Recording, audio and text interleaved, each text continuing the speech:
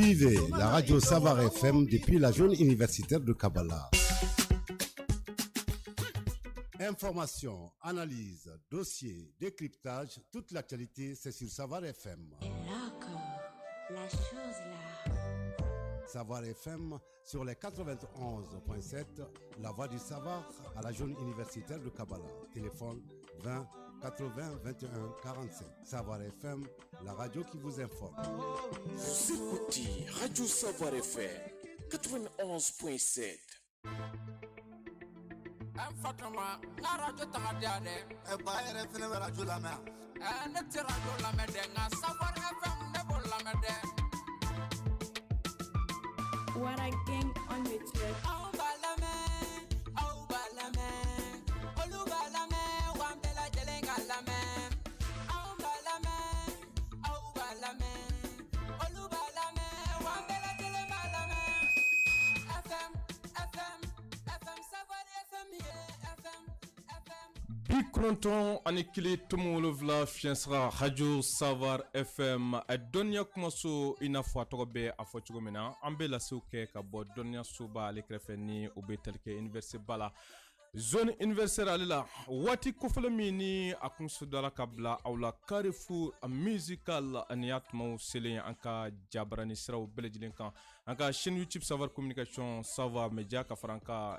page Facebook ale kan ni o bɛ tali kɛ Savar media la an b'a fɔ aw ye a y'aw bisimila Carrefour musical ale kɛnɛ kan min bɛ labɛn ka lase aw ma araba o araba nɛgɛ kanɲɛ 16 ale danama gosi aw denkɛ a n'aw balimakɛ Sirdamɛlɛ Sidinɛ ale fɛ muso ka avocat le défenseur des femmes bi an ye wele bila an ka maaba dɔ ma an ka artiste belebeleba dɔ min ni maa dogolen tɛ bele art domaine kɔnɔ musique domaine kɔnɔ Mali musique ka sankɔrɔta ka a ladiya maaw ye ka denmisɛn caman dusu ka taa tunga na ka denmisɛn caman dusu ka kɛ artiste ye bi an bɛ se k'a fɔ o maaw cɛma ale tɔgɔ bɛ fɔ ayiwa balimaw a y'aw ka radio gɛrɛ aw yɛrɛ la minnu connectelen don nin waati in na a ye dɔ fara forfait kan ka d'a kan bi baro ka di kosɛbɛ ka d'a kan bi masala a ɲɔgɔnko ka dɔgɔ ka d'a kan an bɛna bɔ fɛn dogolen caman kalama bi i ka dɔn k'a fɔ min ye Carrefour musical a bɛ mɛn ka lankali a y'a cari a ka partager Jɛnɛba Sɛk ne ale kofɔra ka ban artiste dogolen tɛ Kuyatɛ Jɛnɛba Sɛk Mali kɔnɔna na a ye album caman bila wa hali sini a nɛgɛma bɔ maaw la a ka musique bɛ ka lamɛn diɲɛ fantan naani bɛɛ lajɛlen fɛ farafinna faragɛla kan anw yɛrɛw y'a kanu ka se ka bisimila plateau ba in sanfɛ a kana ɲɛfɔli dɔ kɛ an ye musique kan art yɛrɛ kan bi a bɛ cogo di kunungo a kun bɛ cogo di nin bɛɛ lajɛlen bɛna tuma ni jɛmukan in kɔnɔ an minnu fana bɛ k'an lamɛn n'aw bɛ k'an filɛ nin waati in na an ka nɛgɛjurusira o ye 84 52 22 22 ɲininkali bɛ aw minnu bolo walima k'aw ka nisɔndiya jira ba Jɛnɛba la ayiwa i ka dɔn a y'o labɛnw sabati inshallah ɲɛbila kumaw na tanti Jɛnɛba i ni yantuma kɔri baasi la i bisimila an ba basi t'u la alhamdulillah ayiwa Savar FM ani Savar media ko k'i bisimila i y'an ka plateau ba in a kɛnɛ lasɔrɔ a diyara an ye kosɛbɛ an bɛ fɔlɔ ko dakuruɲɛ foli d'i ma nka sani ka don kuma kɔnɔ i yɛrɛ ka folikan ye jumɛn ka di an ka auditeurs ni auditrices ma o diyara n ye sani n ka kuma n bɛ barika da Ala ye ale min ye bi don jira an na ka sɔli kɛ ciba ɲuman kan ka barika da n ka diɲɛ labɔ sababu ye Ala ka badabada dali nɔgɔya u ni silamɛ firi bɛɛ ye amin ka foli di maliyɛn bɛɛ lajɛlen ma Mali kɔnɔ Mali kɔ kan n bɛ bɛɛ lajɛlen fo ni wagati in na minnu b'an lamɛn minnu b'a lajɛ n ka foli bɛ bɛɛ lajɛlen ye k'aw yɛrɛ fo aw ka baara ɲuman na Savar FM n ka foli b'aw bɛɛ lajɛlen ye a diyara n ye tanti Jɛnɛba a fɔra an ye k'i sɛgɛnna sira fɛ kosɛbɛ n b'a dɔn i bɛ k'i sɛgɛnlafiɲɛ bɔ nin waati na an b'an to o sɛgɛnlafiɲɛ bɔ kɔnɔ ka ɲɔgɔn lanisɔndiya don an y'a ye bi kunun ko dɔnkilida ani bi dɔnkilida a cɛ ka jan kosɛbɛ dɔnkilida gɛlɛyala aw ye gɛlɛya caman sɔrɔ a kɔnɔna na bi hali n'a sɔrɔla k'a fɔ aw bɛ ka gɛlɛya in tɔnɔ dun dɔɔni bi denmisɛnw ta ani aw ta kununko kelenw tɛ yalima k'a fɔ tanti Jɛnɛba bɔra joona bi ka bɔ dugu jumɛn na maliyɛn caman bɛ kunban na dɔw b'a fɔ ko Jɛnɛba bɔra Senegali dɔw b'a fɔ ko maliyɛn don nka e yɛrɛ b'an ka plateau sanfɛ an bɔ fili kɔnɔ o diyara n ye ne bɔra Seku Sɛk la Segu Seku n fa y'an fa ka bɔ Mustafa la ka bɔ Yaya la ka bɔ Usman na ka bɔ Yaya la tuguni nin bɛɛ ye fa ye nin bɛɛ ye ne fa ye alhamdulilayi ka bɔ Jibril Jalo la ka ca bayan fan fɛ ne bɔra Fatumata Mayiga la ka bɔ Fana Kante la ka bɔ Asta Kante la ka bɔ Kajatu Kante la ka bɔ Nene Sise la ka bɔ Ma Haidara la ka bɔ Koda Kulubali la ka bɔ Anta Traoré la o fana alhamdulilayi ayiwa ka bange Bamakɔ yan mais minnu b'a fɔ ko a bɔra Sénégal bon d'origine bɔra Sénégal mais o ye ne mama cɛw ni mama olu de bɔra donc an bɛ se ka fɔ tiɲɛ dɔɔni bɛ olu fana fɛ bon tiɲɛ dɔɔni bɛ parce que n'i ko sec dɔrɔn a sun bɛ bɔ Sénégal de mais anw bangena ne yɛrɛ fa bangera Mali la yan yɔrɔ a tɛ tɛmɛ o kan kosɛbɛ ka ne yɛrɛ bange yan ayiwa donc Jɛnɛba ye maliyɛn 100% voilà aja ɲininkali caman b'an bolo bi dɛ ba dɔ i bɛna dɔnkili caman da maliyɛnw famani ma kosɛbɛ i dɔnkili da kan ka di wa bilasirali caman bɛ a kɔnɔ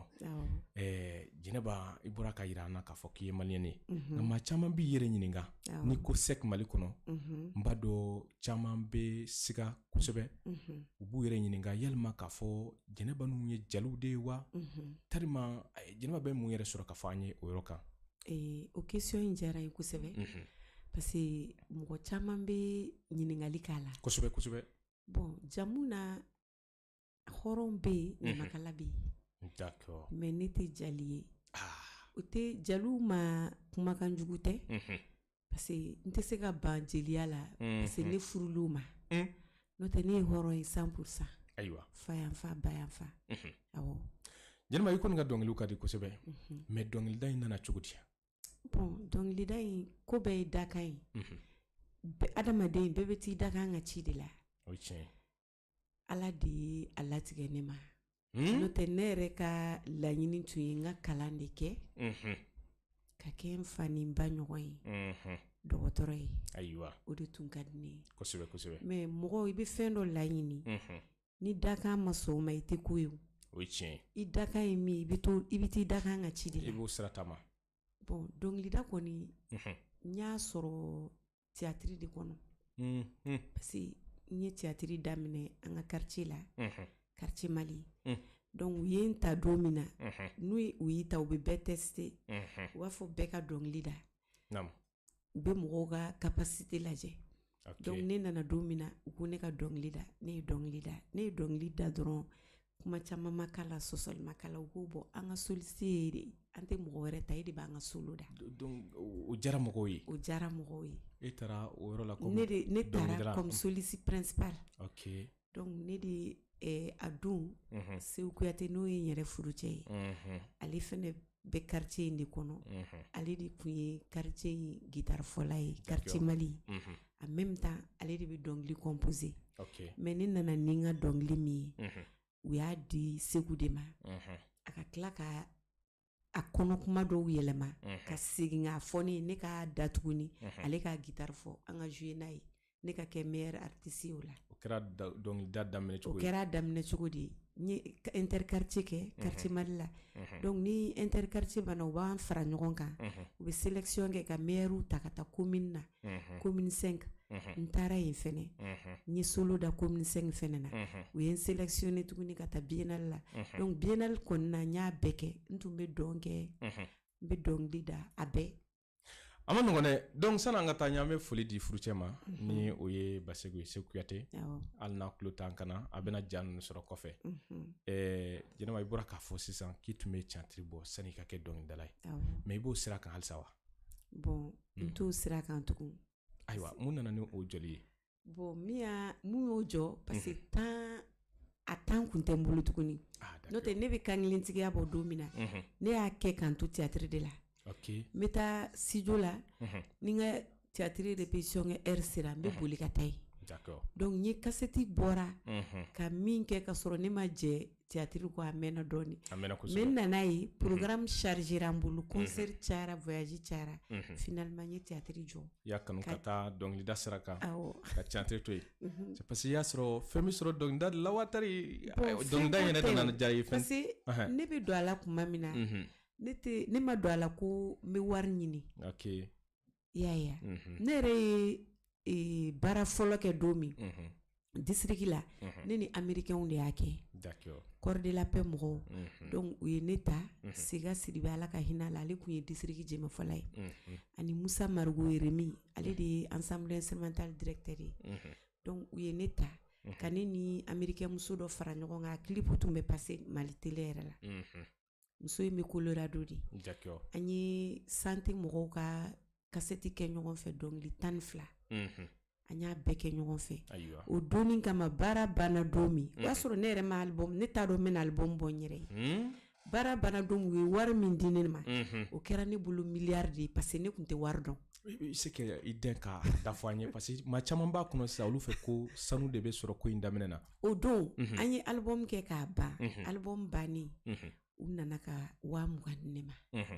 ne taara ni 20,000 ye an ka so ne ko n wariba de bɛ ne bolo bi ko joli b'i bolo ko ne ye 20,000 de sɔrɔ bi n ko an ka ɲɛmɔgɔw y'o di yan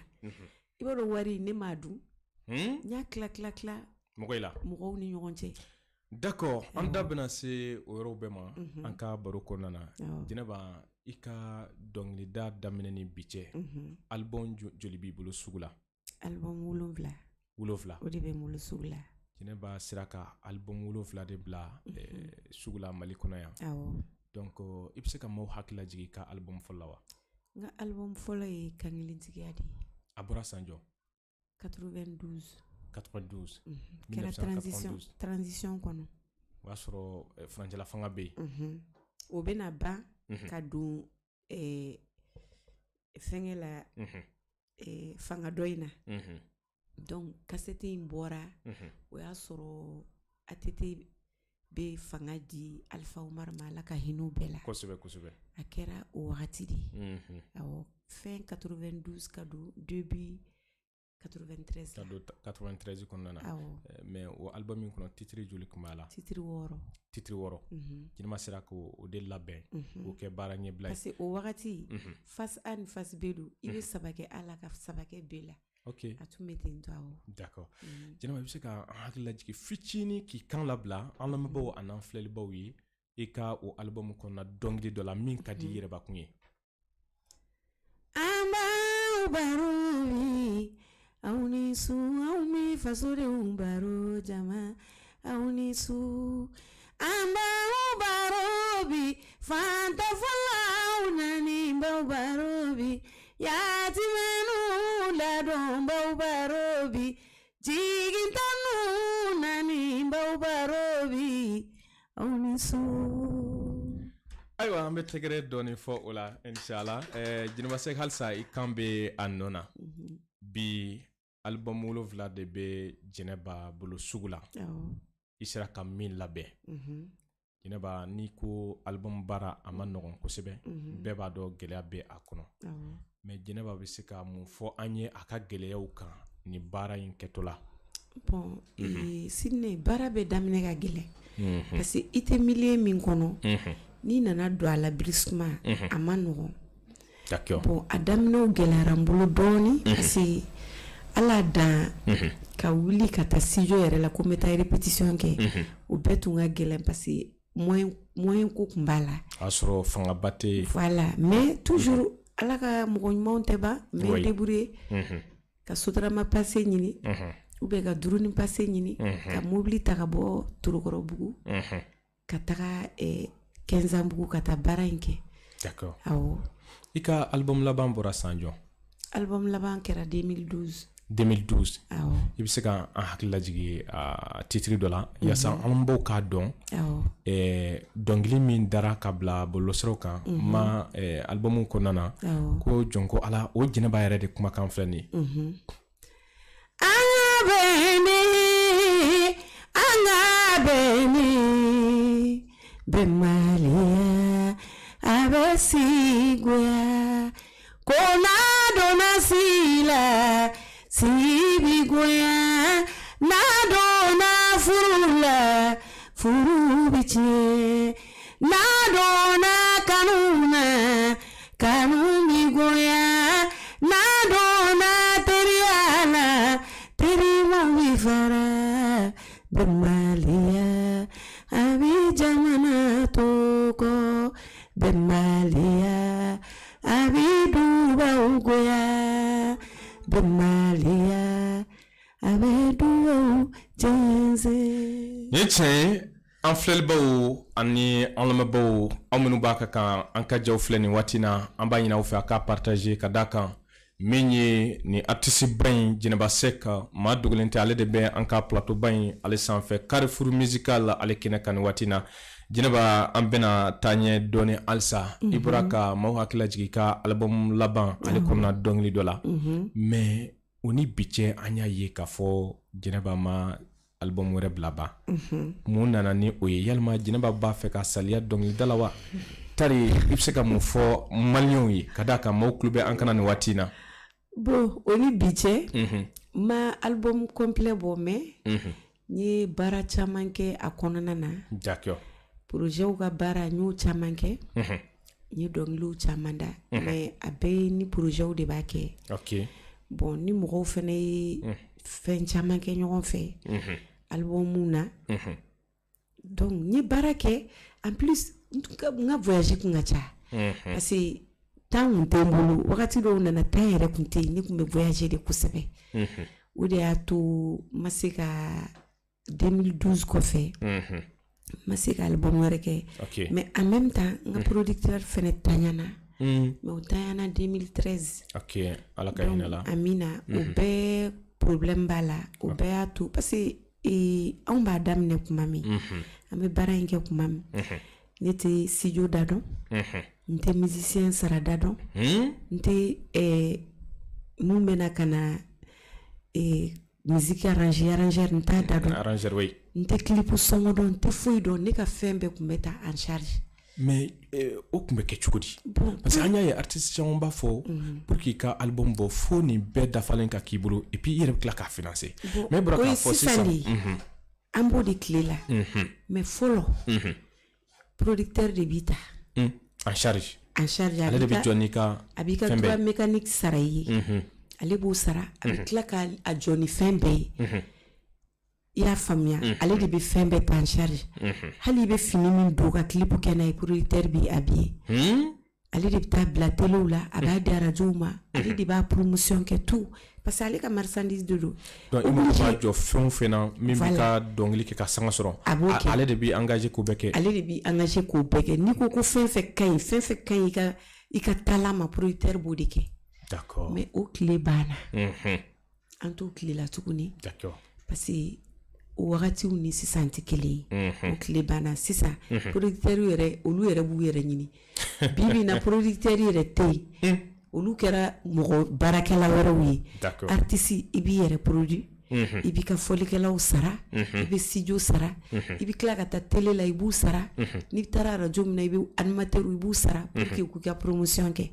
an bɛ o tile de kɔnɔ Sydney o waati de sera o waati de ye nin ye o kɔnɔna na i bɛ se ka danfara jumɛn fɔ fɔlɔ dɔnkilida ani bi dɔnkilida ni ɲɔgɔn cɛ bon u y'o de f'i ye wagatiw tɛ kelen ye fɔlɔ dɔnkilida ni bi ta yɛlɛmaba de donna a la yɛlɛma belebeleba de b'a la i bɛ se k'i sɔnni sigi dakuruɲɛ damadɔ kan parce que maaw mago b'a la kosɛbɛ bon o yɔrɔ min filɛ nin ye n tɛ kuma o kan n bɛ min f'i ye dɔrɔn fɔlɔ ta ani sisan ta différence b'u cɛ a banna hakili b'a tɔ dafa d'accord maliyɛnw aw minnu bɛ ka an filɛ nin waati na an b'a ɲini aw fɛ a ka partager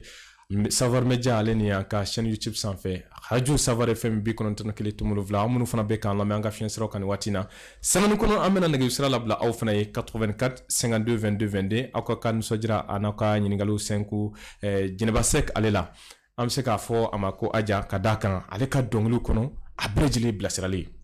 Jɛnɛba n'i ka albumu ta k'a lajɛ albumu 7 dɔnkili fɛn fɛn bɛ a kɔnɔna na a bɛɛ ye dɔnkili kɔrɔma ye a dɔnkiliw bɛɛ ka di wa dɔnkili ninnu tɛ kɔrɔ fana san 100 bi kɔ a bɛ segin ka lamɛn a bɛ k'i n'a fɔ a bɔra sisan de i ka inspiration o bɛ na cogo di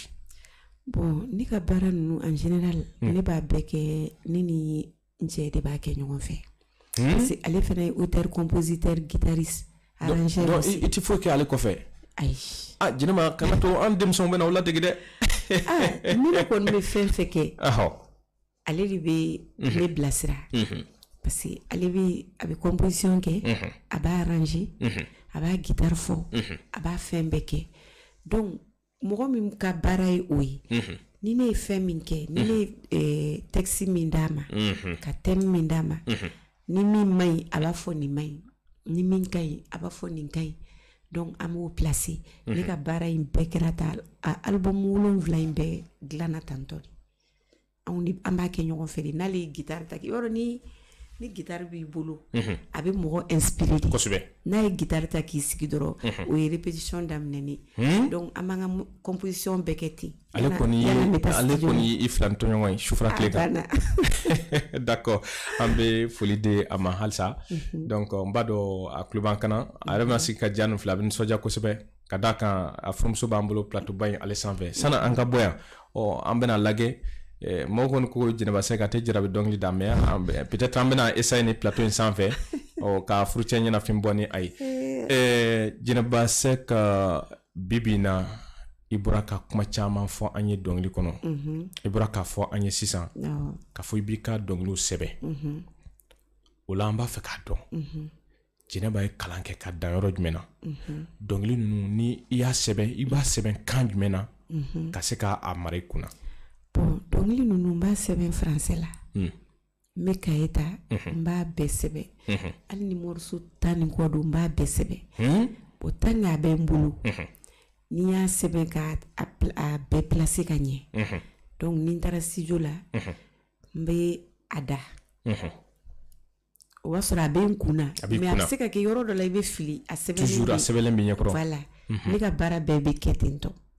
awɔ o kura dɔnkili da tɛ taa sɛbɛnni kɔ a tɛ taa bon dɔw b'a kɛ ten naturellement u t'a sɛbɛn mais parce que hakili ye jɔn ye mɔgɔ bɛ se ka ɲinɛ o ye tiɲɛ donc n'i y'a sɛbɛn n'i ɲinɛna fɛn dɔw kɔ n'i nana kaye dayɛlɛ i b'a sɔrɔ a kɔnɔ ne bɛ école kɛ ne danna 8e de la awɔ o bɛɛ la i b'i ka dɔnkiliw sɛbɛn ka sɔrɔ ka n bɛ n ka dɔnkili sɛbɛn très bien d'accord an y'a mɛn i ye k'a fɔ i ka baara caman bɛ kɛ ni ONG ni projets ye Jɛnɛba i bɛ se ka o gindo fɔ an ye wa ka d'a kan bibi in na artiste caman bɛ ka o laɲini ka dɛsɛ mais aw minnu ye maakɔrɔw ye ni Ala y'a sira dayɛlɛ aw ye aw ka ɲɛfɔli b'a to artiste denmisɛn caman fana bɛ yen minnu bɛ sɛbɛ sira kan minnu ka dɔnkiliw n'a bɛ don mɔgɔ fɛ kosɛbɛ bilasirali b'a kɔnɔna na o fana bɛ taa fan dɔw dɔn. Bon ONG ninnu projet ninnu ka baara a bɛ se ka kɛ kow ye sababu de ye o tiɲɛ bon u bɛ se ka an ye karisa tɔgɔ mɛn a y'a wele ka na n'a bɛ se ka an ka olu yɛrɛ b'u ka thème sɛbɛn n'u y'u ka thème sɛbɛn u b'a taper u b'a d'i ma bon an ka thème filɛ sisan e de b'a développer i bɛ mélodie ɲini a la i b'a bila cadre kɔnɔ k'a dɔnkili da kosɛbɛ an b'a baara bɛɛ kɛ ten ne kɔni n'i ka thème kɛ k'a di dɔrɔn ne dan ye n ka don studio la ni n donna studio la dɔrɔn n b'a a composition kɛ très facilement a bɛ nɔgɔya i bolo a bɛ nɔgɔya n bolo Ala y'o fana nɔgɔya i bolo vraiment Jɛnɛba Sɛki i ka baro ka d'an ye kosɛbɛ an bɛna waatinin d'i ma i ka jisumalen dɔɔni min o kɔfɛ an bɛ segin ka don ɲininkaliw kɔnɔ an bɛ taa technicien fan fɛ i ka dɔnkili duman min bɛ yen ni a kɛ mɛ ka diɲɛ bɛɛ minɛ bi in na Armée Mali donc an bɛ jɛ ka a lamɛn fɔlɔ kɔfɛ an bɛ sɔrɔ ka ɲininkaliw tɛnku i la inshallah ka ɲini an filɛlibaw ani an lamɛnbaaw fɛ k'u sɛgɛnnen to Savar FM ale ni Savar Media la.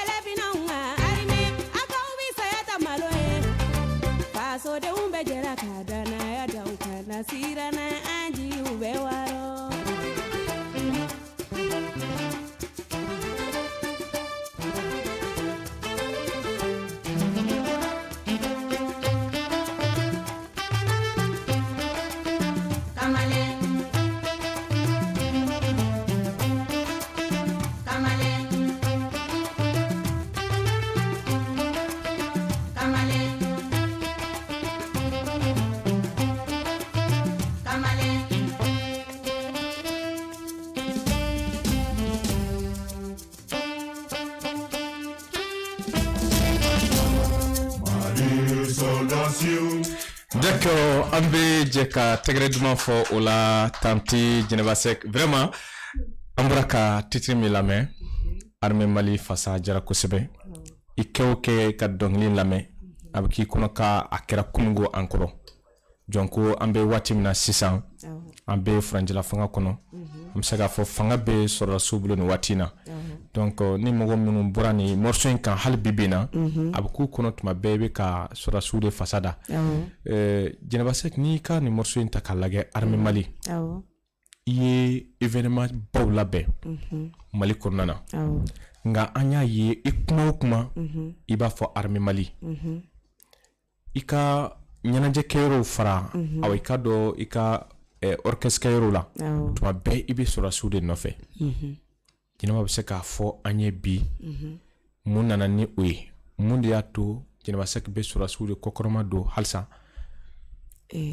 Sini o ye faso kanu de ye. Faso kanu de b'i bila la. N'i b'i faso fɛ i bɛ k'i ka faso finitigiw fɛ. N'i faso fɛ i bɛ k'i ka faso denw fɛ. Nin ye kumaba ye dɛ. O de don. Ayiwa. Faso kanu de don. Faso kanu de b'a la. Parce que an ka finitigiw u ni kanu ka kan u ni dɛmɛ ka kan u ni bonya ni karama ka kan. Awɔ. I ka 30 ans de carrière tɛmɛlen san 2022 2022 kɔnɔ an y'a ye i ye concert ba labɛn Mali kɔnɔ i yalala sous région caman na mais wariw sɔrɔlen kɔfɛ e yɛrɛ ye tanti Jɛnɛba i ye a nafolo bɛɛ fara ɲɔgɔn kan ka taa kɛ ka finitigilakaw dɛmɛ ma finitigilaka minnu tora kɛlɛdaga la donc ka o furumuso dɛmɛ ni a ye hakilina jumɛn de ye e bila la? Ne b'a kɛ wagati min na n y'a layidu de ta. I tun y'a layidu ta? N y'a layidu ta n ko ni n ka 30 ans sera don o don ni y'a tournew kɛ ni Ala ye n dɛmɛ n ka tournew kɛ 100 o 100 n bɛ 60 bila Armée Mali ka minɛn kɔnɔ. I y'a layidu ta k'a sɔrɔ ɲɛnajɛ yɛrɛ ma labɛn ba? K'a sɔrɔ a ma labɛn. 100 o 100 a mɛnna i kɔnɔ i b'a fɛ ka nin ko in kɛ? N b'a fɛ k'a kɛ 100 o 100 n bɛ 60 bila finitigiw ka minɛn kɔnɔ. Donc Ala ye n dɛmɛ n ka laɲini na n nana an ye tournew kɛ ka baara bɛɛ kɛ k'a ban tuma min na wari min sɔrɔla n taara don balo la ka tuluw san ka safinɛw san ka sɔrɔ ka taa di u ka ɲɛmɔgɔw ma n'o ye service social ye u k'a di minnu tɛŋɛna u k'a don olu kɔw ma. Awɔ n y'a ŋaniya siri Ala ye n dɛmɛ a la. D'accord. Ala k'i yɛrɛ lawasa. Amina. Vraiment an yɛrɛ ye jaw ye an nisɔndiyara kosɛbɛ. Ko artiste tɔw bɛ concertw labɛn ka taa mobiliw san walima ka taa finiw san walima ka taa Dubaï. E dun y'i ka concert labɛn ka tila ka wari fara ɲɔgɔn kan ka don dumuni na ka taa di sɔrɔdasiw ma. A balila maa caman hakili la kosɛbɛ. Jɛnɛba an bɛ dugawu kɛ halisa Ala kana ta yɔrɔ lankolonya. Amina yarabi. Sisan an bɛ segin ka na tuguni Jɛnɛba Sek an y'a ye k'a fɔ k'i bɛ ka ɲɛnajɛba dɔ labɛn n'o y'i ka concert labɛnlen ye i y'o fana dédié sɔrɔdasiw ye. I bɛ se ka don ɲɛnajɛ in kɔnɔna kumaw kɔnɔ ka ɲɛfɔli dɔ kɛ an ye minnu ni u bɛ ka affichew ye ani minnu labɛnlen don ka Jɛnɛba Sek yɛrɛ ka concertw kɔnɔ olu ka se k'a dɔn don min don ani a bɛ ka labɛn cogo min na. Ok, concert ni an y'a labɛn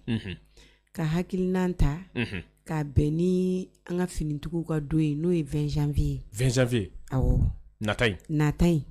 Ok. Mais concert yɛrɛ bɛ kɛ le 21 an y'a su kɛrɛnkɛrɛn k'a tɔgɔ da Nuit des Armées. Nuit des Armées? Awɔ. Finitigilakaw tɔgɔ la don? Finitigilakaw ka su. Olu ka su? U tɔgɔ la su, awɔ. A bɛ kɛrɛnkɛrɛn finitigilakaw de tɔgɔ la. A kɛrɛnkɛrɛnnen don. Mais pourquoi pas e m'a kɛ anw animateur ye? Parce que n'i y'a kɛ animateur ye an b'a fɔ ka caya. N'i ko finitigiw i ko bɛɛ de. N'i ko finitigiw i ko bɛɛ. D'accord. Parce que finitigiw an bɛɛ de b'u dɛmɛ. Ok. Hali animateurs b'u dɛmɛ. Kosɛbɛ. Ala da aw b'a fɔli min kɛ arajow ni médiaw sanfɛ o bɛɛ ye dɛmɛ dɔ de ye. Kosɛbɛ. O bɛɛ de b'i seko kɛ. Donc n'i ko armée i ye foroba de fɔ. I ye foroba de fɔ. Donc ni ko Nuit des Armées fɛn fɛn bɛ billet ta dɔrɔn bɛ bɔ ka billet ta. I y'a ta i faso de ye i y'a ta i ka jamana de ye i y'a ta i ka finitigiw de ye. Ok. Awɔ. Concert in yɛrɛ bɛ kɛ min? Concert in bɛ kɛ CICB la samedi le 21 janvier à partir de 21h. samedi le 21 janvier Awo. 2023 2023 21 waati ni surafana to duna awo CCB kono CCB kono am ke ma folo ye ah inshallah o kadi kusebe donc am ke ma folo ye am to ke ala ka don yira an kena amina amina kan profiter ka wele bla malien bema mali kono ani mali ko kan ka wele bla an ka gulma sir tabo bema fen ka fo ki e faso en kanu fen ka fo ko faso fini bila nyina nye belejili tay betado jena ma ante nyina deme boko minun be manga na nyumantugo be fonisiro be jamana en kono atiba donc am wele bla o bema delikala o manka moloya de donc ko fɛn min bena keren finitigila kaw togola donc moloya to ula donc fɛn se min ye jɛnɛba an b'o ɲini u fɛ donc o se ma kɛ min ye ka concert in kɔkɔrɔma don yaasa a bɛ se ka yakubaya halisa ko o dɛmɛ do tanti jɛnɛba ma o bɛ diya n ye kosɛbɛ jɛnɛba n'an bɔra o yɔrɔ la an y'a mɛn waati dɔ la k'a fɔ ala n'i ka cɛsiri ani ka wulikajɔ fɛ an ka karamɔgɔba dɔ bɛ yen mali kɔnɔ maa dogolen tɛ hakaja diɲɛ kuru kara kɔnɔ maa dogolen tɛ bi a seydi sherifu son madan haidara bankoni bani wulibali ansardin maɲɛma k'a delila ka domolu dɔ kɛ e dɔw ko kuranɛ don dɔw ko non ko nafolomugu don mais jɛnɛba i b'an ka plateau kan an b'a fɛ i yɛrɛ k'i da don ala k'a walawala an ye bon n bɛ foli belebeleba d'a ma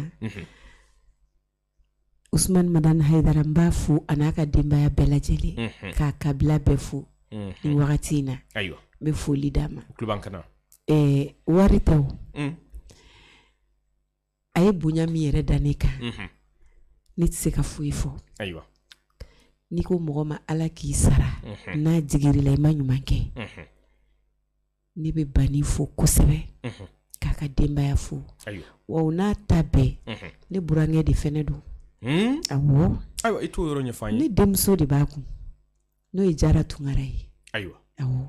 donc an ka foli b'a ye n ka foli belebeleba bɛ Jara n'a tɔw bɛɛ lajɛlen a n'a dɔgɔw bɛɛ lajɛlen n b'u bɛɛ fo nin wagati in na ka Ansardine mɔgɔ bɛɛ lajɛlen fo awɔ Maliɲɔn a ye nin yɔrɔ partager ka se fo Ansardine siège ba ale kɔnɔna na n b'a dɔn maaw tulo b'an kana nin waati in na jɛnɛba nin fɔlen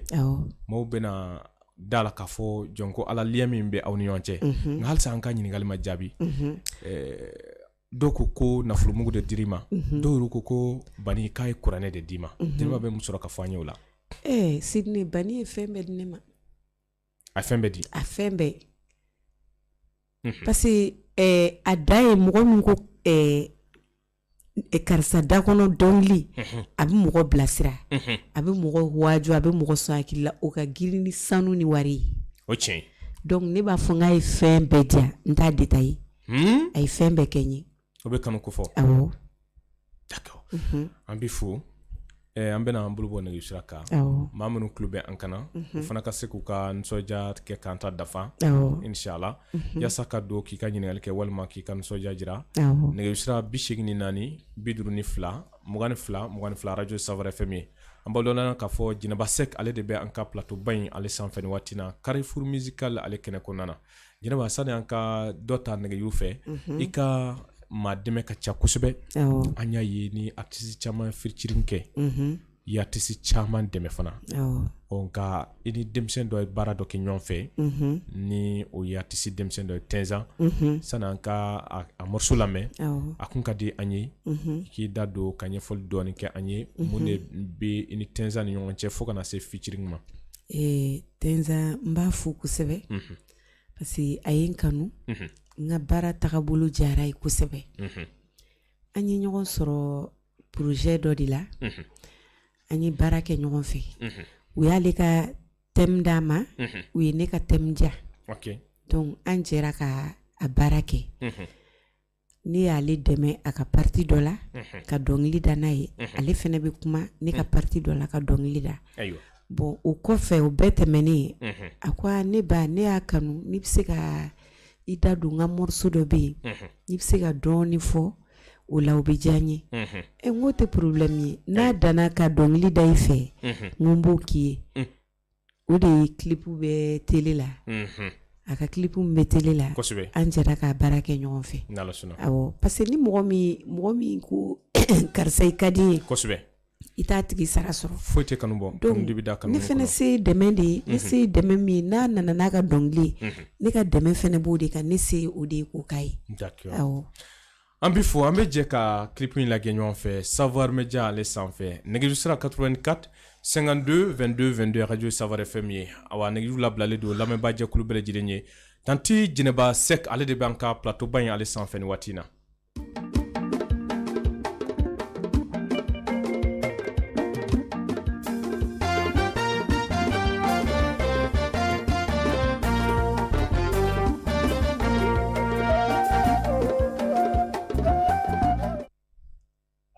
Allô?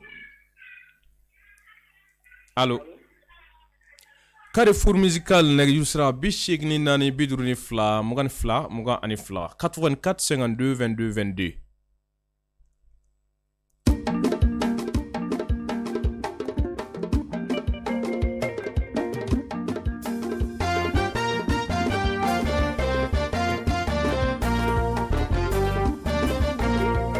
Musical ale kɛnɛ don allo?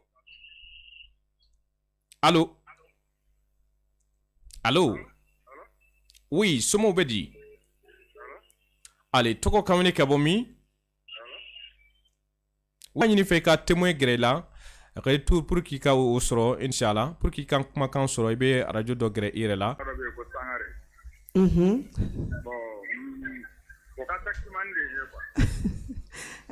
Jango o diyara n ye Sangare yɛrɛ bi a yɛrɛ sigilen bi yan foli diyara n ye merci merci bien an ka foli bi an bɛ maa wɛrɛ ta 84 52 22 22 Jɛnɛba Sek ale bɛ an bolo kɔrɔ radio Savoir FM ale fiɲɛ siraw sanfɛ ani an ka bɔlɔlɔsiraw kan Savoir Media allo wa alaikum salam somo bɛ di ale an tulo b'i la radio dɔ gɛrɛ i yɛrɛ la an balimakɛ radio gɛrɛ i yɛrɛ la an b'a ɲini a fɛ a ka retour gɛrɛ a yɛrɛ la pour que a ka kumakan sɔrɔ gɛlɛya bɛ minnu ka nɛgɛjuru sira fɛ olu bɛ se ka wele kɛ 20 80 25 47 20 80 25 47 voilà nɛgɛjuru sira ye fila ye 20 80 25 47 allo oui somo bɛ di oui an tulo b'i la an balimakɛ allez alisa an bɛ segin nɛgɛjuru sira filanan kan 20 80 25 47 mugan bi seegin mugan ni kelen bi naani ani wolonwula walima bi seegin ni naani bi duuru ni fila mugan ni fila radio Savoir FM dɔ bɛ sira kan allo allo oui an tulo b'i la somo bɛ di i bisimila i ka fiɲɛ sira kan voilà hakilila nɛgɛjuru bɛ ka jama kosɛbɛ 20 80 25 47 ou 82 ou 84 52 22 22 Carrefour musical la abale kene kan allo allo allez bi ngi yube ka jama ko sebe inshallah sani an ka mautan ka plateau ba ali sanfɛ Jɛnɛba an bɛ taa ɲɛfɛ dɔɔni ka da kan ka tuma tɔ man ca minɛn kɔnɔna na Jɛnɛba Sek ini artiste caman ka di wa alaikum salam somo bɛ di ale tɔgɔ kamalen ka bɔ min basi foyi t'an na i tɔgɔ kamalen ka bɔ min Touré ayiwa i bisimila i b'a fɛ ka kuma tanti Jɛnɛba fɛ ayiwa a tulo b'i la Touré wa alaikum salam somɔgɔw bɛ di Touré amina ya rabbi amin amina ya rabbi amina amina amina ya rabbi amin ya rabbi amu mantina ala ka duwaw bɛɛ minɛ in ci foli la diyara n ye c'est i Touré merci bien i Touré 82 voilà minnu bɛ ka gɛlɛya sɔrɔ an ka nɛgɛjuru sira filanan kan bɛ se ka wele 20 80 25 47 20 80 25 47 walima 84 52 22 22 o y'an ka nɛgɛjuru fila ye an tɛna nɛgɛjuru caya dɔ bɛ sira kan allo allo oui somo bɛ di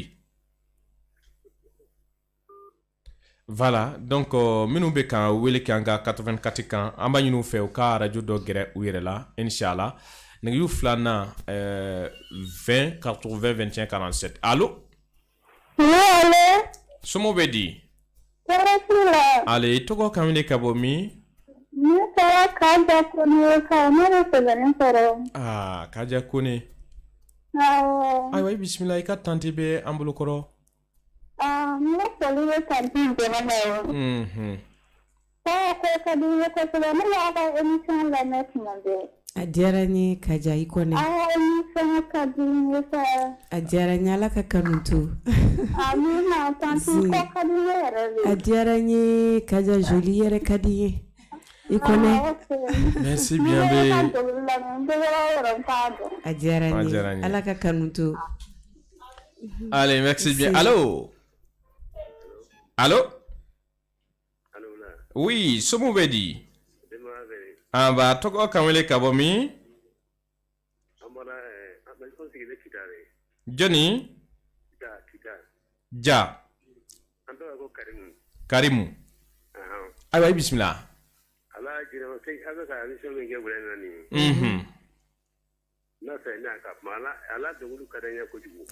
Karimu awɔ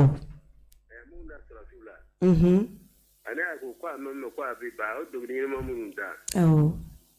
aka dogri aka mɔgɔ ɲɛna a bɛ dogri la kosɛbɛ a diyara n ye an ka foli b'a ye kosɛbɛ foli diyara n ye ala ka sini kɛnɛ d'a ma amina yarabi amin ala ka laban ɲuman d'a ma amina yarabi ala ka hakili ɲuman d'a ma ala ka jamana sabati amina ala ka duwawu minɛ ne bɛ sira sa amina yarabi ala ka ngɔ fɛ alikɔrɔ ne bonya kosɛbɛ amina ala min fɛn nin yara ye kosɛbɛ ala ka duwawu minɛ an yɛrɛ bɛ foliba di ma yan fo kita merci bien Karimu an b'i fo ka kita ka bɛɛ lajɛlen fo i tɔgɔ la waati tɔ man ca minɛn kɔnɔna na an bɛ chance di maa damadɔ ma inshallah Jɛnɛba sani o cɛ voilà donc hakili an bɛna nin kɛ nɛgɛ kuncɛ allo oui somo bɛ di tɔgɔ ka wele ka bɔ min Sabalibugu i tɔgɔ di Basiru Jara ale i bisimila ne Jara fo a diyara n ye ne Jara fo i Jara foli diyara n ye an komi an ye waliden an dila ka baara k'i ka dɔnkili kan awɔ an tila san maîtrise la u k'an ma kan ka baara k'i ka dɔnkili duuru kan a baara k'o kan awɔ an kɔni baara ɲɛna yɛrɛ an yɛrɛ tun b'a fɛ k'i rencontrer mais komi an ma se k'a kɛ tabarikala an y'a mɛn bi k'a fɔ ko i bɛ radio la n ko an ka wuli k'a fɔ fana ka fisa a diyara n ye Jara an cɛ ni daraja hali bi Ala ka dɛmɛ kɛ inshallah Jarakɛ an bɛna jɛmukan kɔfɛ an bɛna sira dɔ nɔgɔya aw ye an n'a bɛ se ka ɲɔgɔn ye cogo min na inshallah n'Ala sɔnna ma voilà n'Ala sɔnna allez merci bien an bɛ nɛgɛjuru sonsoro nin yɔrɔ la ka foli di an weleba bɛɛ lajɛlen an b'a dɔn maa caman mago bɛ sira kan u tɛna se ka sira in lasɔrɔ an b'o hakɛto ɲini kɛ an welebaw bɛɛ fɛ o kɔfɛ Jɛnɛba Sɛki an bɛna an ka ɲininkaliw kɔnɔna na i ni Mali artiste caman ka di nka bi an y'a ye bɔlɔlɔsiraw kan i ni Basalifude Babani Kɔnɛ a bɛ bololakara caman kɛ ɲɔgɔn fɛ aw yɛrɛw bɛ tulonkɛ yɛlɛni ko caman kɛ ɲɔgɔn fɛ i bɛ se k'a fɔ an ye mun de bɛ i ni Babani Kɔnɛ cɛ gindo la foyi tɛ ne n'a cɛ gundo la Babani ye ne nimɔgɔmuso de ye ne nimɔgɔmuso don a ka di n ye fɛnɛ parce que mɔgɔ minnu ye furu n'olu ma diya i ye jɔnni bɛ diya i ye ale ye furukɛ ye ale ye furukɛ ye d'accord awɔ o tulo nin b'aw ni ɲɔgɔn cɛ o de b'an cɛ n'a ko i ka taa sini hali sini i bɛ se ka taa fo k'a ɲɛ n'a ko Jɛnɛba i ka minɛnw cɛ Jɛnɛba b'a ka minɛnw cɛ a bɛ to ka kɛlɛ de tigɛ n na sɔn ok a bɛ to ka kɛlɛ tigɛ n na de d'accord awɔ an bɛ a fɔ de yɔrɔ la Basalifude an jɛɲɔgɔn don an teri don an yɛrɛw ma s'a ma waati o waati a b'an bisimila a ka so a ka foli bi yan Jɛnɛba Sɛki an ka kurun bɛ ɲini ka se siɲɛ ma o kama savoir média a filɛlibaw u bɛɛ lajɛlen nisɔndiyalen don u b'a ka k'i lamɛn nin waati in na a dɔw sigilen don ala ni awa gɛlɛya fɛ u taala forfait juru ta u sigilen don jɛnɛbasɛ kanu yɛrɛ de kama u bɛ k'i filɛ n b'a fɛ k'i kan labila ka awa savoir media filɛlibaw k'u ɲɛnafin bɔ ni jɛmukan min yɛrɛ ni an bɛ a kɔnɔna na Carrefour musical ka se ka awa k'a dɔn souvenir kɛrɛnkɛrɛn an to a la an ni an lamɛnbaaw don nataw la an bɛɛ lajɛlen bɛ se ka to ka jɛ ka min lamɛn savoir media aw kanu bɛ ne na diɲɛ kanu ye dɛ aw kanu bɛ ne na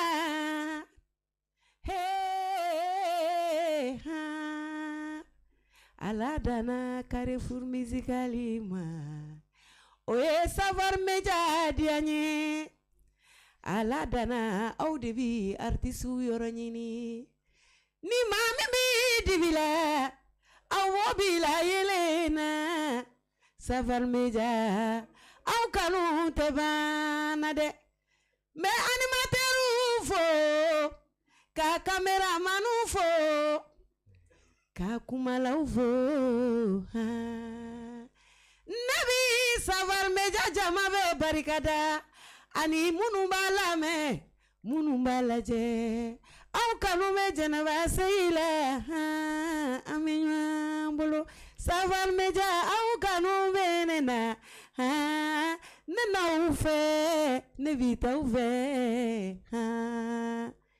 n'aw de ye jɛnɛba seki wele su ni tile n b'aw jaabi dɛ arajo so in bɛ dayɛlɛ don min na ne de y'a ɲɛnajɛ kɛ kabala esi la ne bi Usumani fo kɔnɔ o jara sangaranga Musani balade Usumani jara bɛɛ kulubali ta cɛ mima Usumani a barika ɲo de fo furudimi mana maa min minɛ ni Usumani sɛgɛrɛ